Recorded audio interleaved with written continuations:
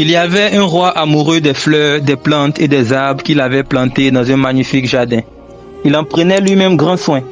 Le soir, il aimait se promener dans les allées et se laisser ravir par la beauté des couleurs et la variété des parfums.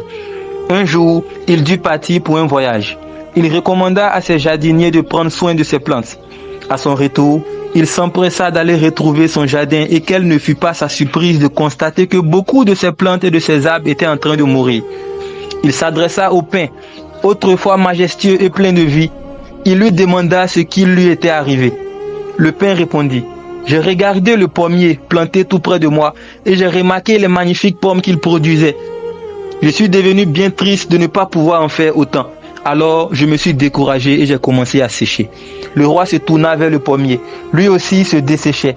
Il l'interrogea et il répondit: « Pendant des jours, lui dit-il, j'ai admiré le rosier et respiré le parfum subtil de ses fleurs. Je me suis désolé à la pensée que jamais je ne pourrais produire une fleur aussi magnifique et un parfum aussi raffiné. Désespéré, j'ai commencé à ne plus me nourrir. » Comme le rosier lui-même était en train de dépérir, il alla lui parler et comme les autres, il expliqua qu'une plus belle plante le décourageait et qu'il préférait se laisser aller, et ainsi de suite. Tout le jardin n'était que désolation. Poursuivant son exploration, le roi aperçut une magnifique petite fleur au milieu de ce désastre. Elle était toute rayonnante et épanouie. Quel ne fut pas son bonheur de trouver enfin une plante en plein épanouissement dans son jardin. Il lui dit alors: « Comment se fait-il que tu sois si belle alors qu'autour de toi les autres plantes dépérissent ?» Elle lui répondit: « J'ai failli me dessécher car pendant un certain temps, je me suis désolé de constater que jamais je n'aurai la majesté du pin qui garde sa verdure toute l'année, que jamais je ne porterai des pommes comme le pommier, que jamais je ne répandrai le parfum de la rose. À me comparer ainsi aux autres, je suis devenu triste au point de vouloir me laisser dépérir. Cependant, j'ai réfléchi et je me suis dit que si le roi, qui est si riche, si puissant et sage, et qui a organisé ce jardin avait voulu quelque chose d'autre à ma place, il l'aurait planté. S'il m'a planté, c'est qu'il me voulait, moi, tel que je suis. Et à partir de ce moment, j'ai décidé d'être la plus belle possible. » Cette magnifique histoire nous rappelle notre condition humaine. Le fait que fréquemment, nous avons tendance à nous comparer aux autres. Ainsi, nous faisons du tort à nous-mêmes. Nous trouvons et nous trouverons toujours des qualités chez les autres que nous n'avons pas.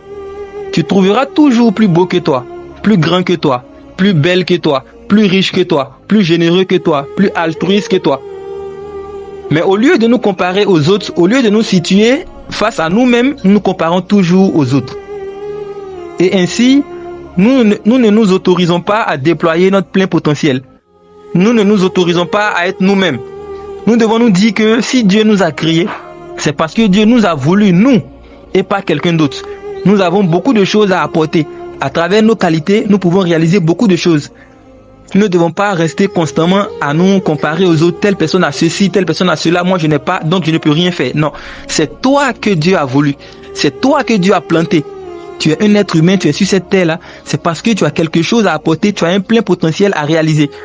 Donc, fréquemment, chaque jour, nous devons nous poser la question de nous améliorer par rapport à celui que nous étions hier.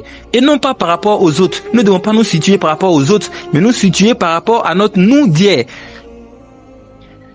Que Dieu nous accorde la bonne compréhension, que Dieu fasse que chaque jour qui passe, nous soyons en perpétuelle évolution, que chaque jour nous devenons meilleurs que la veille. Que Dieu nous accorde la bonne compréhension, que Dieu fasse que les qualités des autres soient des encouragements pour nous de nous surpasser et non pas des découragements. Que Dieu nous accorde la bonne compréhension.